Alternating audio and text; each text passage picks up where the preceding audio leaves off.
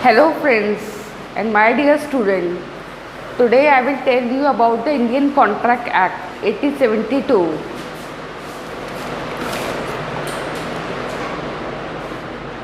The Indian Contract Act 1872 defines the term contract under section 2H of the Indian Contract Act. Contract क्या होता है? What is a contract? Contract बहुत लोगों ने सोचा है कि contract एक क्या कहते हैं, एक ने बोला, दूसरे ने अपना पेपर बनाया और उस पर साइन किया, that is a contract. Contract क्या होता है? Is an agreement enforceable by law. जो एग्रीमेंट लॉ एनफोर्स करे, जिसकी मान्यता हो, वो होता है कॉन्ट्रैक्ट। एग्रीमेंट क्या होता है? कॉन्ट्रैक्ट तो हमने कर दिया, contract is an agreement enforceable by law. अब एग्रीमेंट क्या होता है? Section 2C of Indian Contract Act 1872 defines every promise and every set of promise forming the consideration for each other. Agreement क्या होता है कि किसी ने प्रॉमिस किया कि आज मैं, एक बायर ने प्रॉमिस किया सेलर को कि मैं आज तुम्हारा माल खरीदूंगा, और सेलर ने प्रॉमिस किया कि मैं माल बेचूंगा। तो उन्होंने दोनों ने प्रॉमिस किया और एक लॉफुल कंसिडरेशन, एक लीगल कंसिडरेशन हुआ, इन दोनों के लेन देन हुआ, दैट इज अ एग्रीमेंट। अब प्रॉमिस का मतलब क्या होता है? Section 2B of Indian contract act define when the person to whom the proposal is made signifies his assent thereto the proposal is accepted. A proposal when accepted become a promise. किसी ने, ए ने बोला B को कि मेरा horse खरीद लो, तो ए ने क्या बोला? प्रपोजल दिया कि मेरा हॉर्स खरीद लो। बी ने उसको एक्सेप्ट किया, मतलब असेंट दिया, अपनी एक्सेप्टेंस दी, और दोनों का प्रपोजल एक्सेप्ट हुआ, तो वो क्या बन जाता है? प्रॉमिस। एग्रीमेंट क्या है? किसी ने ऑफर किया, एक्सेप्ट किया, वो एग्रीमेंट बन गया। कॉन्ट्रैक्ट क्या होता है? Agreement plus enforceable by law. अब क्या है? असेंशियल एलिमेंट क्या होते हैं? वैलिड कॉन्ट्रैक्ट को, एनफोर्सेबल बाय लॉ को, गवर्नमेंट लॉ को एनफोर्स करने के लिए क्या क्या असेंशियल, क्या क्या ज़रूरत है हमें कॉन्ट्रैक्ट में, एक कॉन्ट्रैक्ट को एनफोर्स करवाने के लिए लॉ में, वो क्या होता है? कॉन्ट्रैक्ट में क्या होता है? सबसे पहला ऑफर, कि हमारे पास एक कॉन्ट्रैक्ट के लिए ऑफर आया कि ए ने कहा बी को कि मेरा हॉर्स परचेज करो, तो उसने ऑफर किया बी को कि मेरा हॉर्स परचेज करो।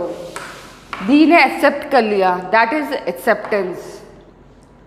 फिर क्या होता है? Intention to create an legal relationship.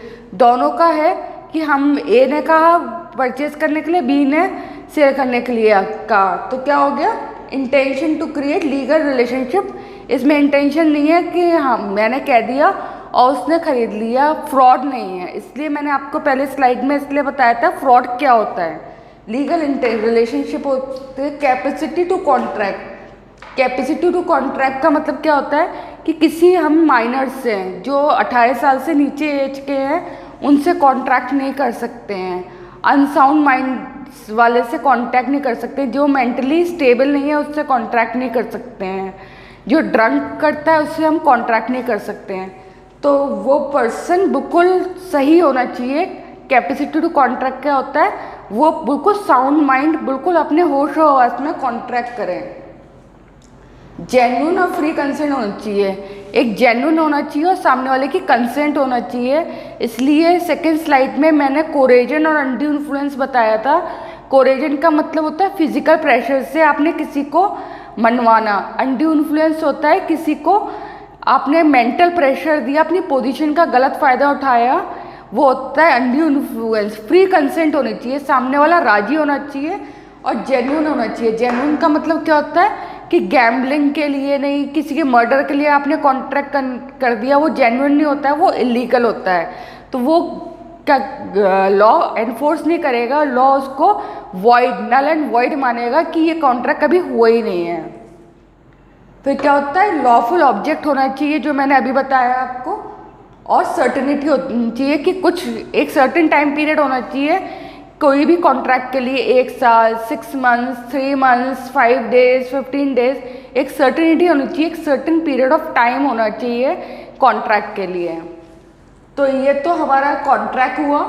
Contract क्या होता है एक बार और बताती हूँ। Contract is an agreement enforceable by law. Agreement क्या होता है, अगर प्रॉमिस किया और उसने असेंट दे दी अपनी और कंसिडरेशन दे दी, that is a agreement. Promise क्या होता है, promise when a person to whom proposal is made signifies assent, assent कर दिया।